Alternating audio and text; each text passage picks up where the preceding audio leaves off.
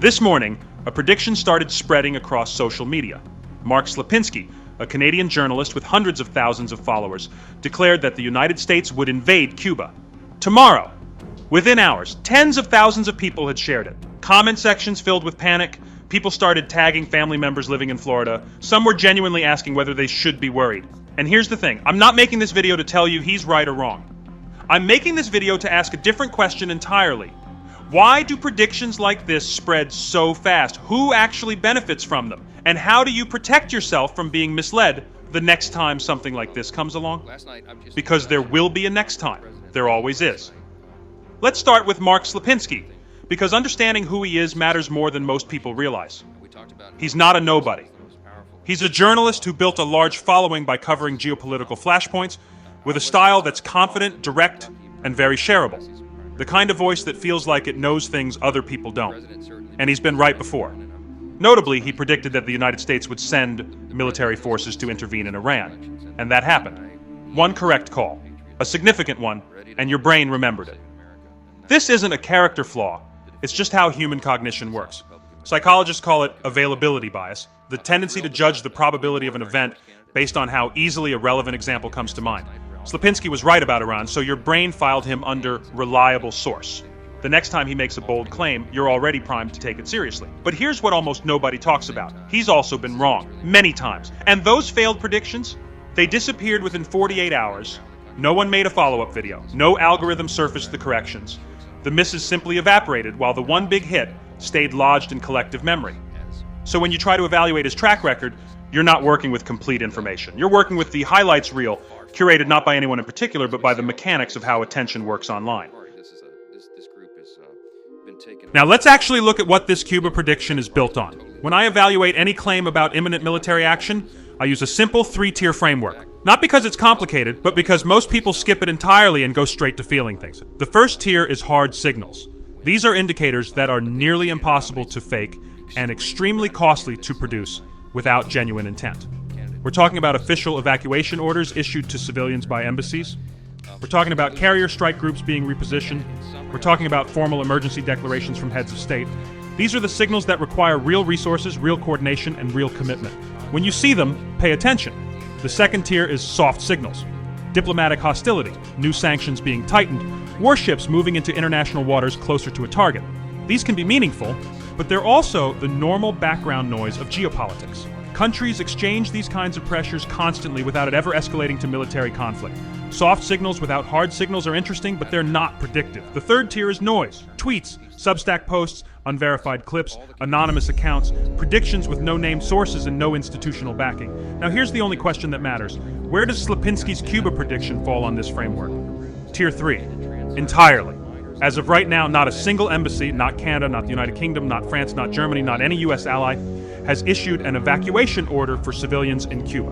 That single fact is more informative than any number of viral posts. Here's why that matters so much. Governments cannot hide evacuation orders. The moment one is issued, every newswire in the world picks it up. Every expat community knows within hours. It is the one signal that cannot be quietly deployed. And right now, that signal is completely absent. Let's zoom out further and look at the actual strategic picture, because this is where the prediction really falls apart. Cuba, in 2025 and 2026, is a country in serious internal distress.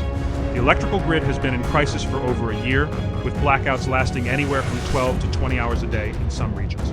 The country is experiencing the largest wave of emigration in its history. Hundreds of thousands of Cubans have left in recent years. The economy has been grinding down under the combined weight of long-standing U.S. sanctions and the lingering damage from COVID. The Cuban government is weakening from the inside, not because of external military pressure, but because the system is struggling to provide basic services to its own people. And this raises the most important strategic question that almost no one in these viral threads ever asks. What does the United States actually gain from invading Cuba right now? The honest answer is almost nothing. Cuba has no significant strategic resources. An invasion would trigger enormous backlash across Latin America, a region where the U.S. has spent years trying to rebuild diplomatic credibility. And if the Cuban government is already under severe internal strain, why would any rational strategist choose to spend billions of dollars and significant political capital on a military campaign when the alternative is simply to wait? This is a basic principle of geopolitical decision-making. You don't invade an adversary that's collapsing on its own. You wait, and you collect the outcome without firing a shot. None of this is speculation. It's the cost-benefit logic that any serious foreign policy analyst would apply to this situation. But here's the part I actually want you to sit with, because it's bigger than Cuba, and it's bigger than Slipinski. Content that generates fear gets 3 to 4 times more engagement than content that offers calm analysis. That's not a guess. That's a consistent pattern across social platforms, documented repeatedly by researchers studying algorithmic amplification. The algorithm doesn't care whether you're scared, it cares whether you stay, and fear keeps people on the page. Now think about the incentive structure facing someone who makes geopolitical predictions publicly.